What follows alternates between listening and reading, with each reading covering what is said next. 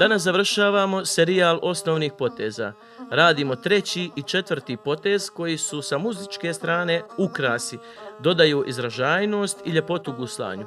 Treći i četvrti potez su u oko 80% slučajeva povezani i najčešće idu jedan za drugim, pa ih zato obrađujemo zajedno. Sada radimo treći potez.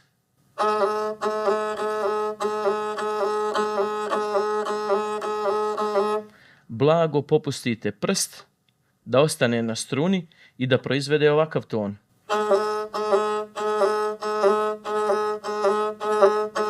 Ponavljate to i sa ostalim prstima.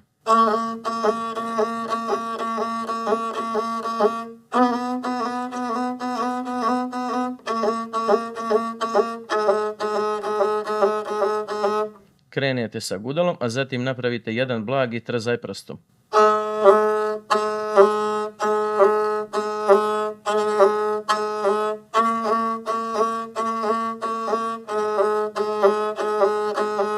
Četvrti potez nastaje tako što krenete sa gudalom, a zatim nježno jagodicama prstiju dodirnete strune.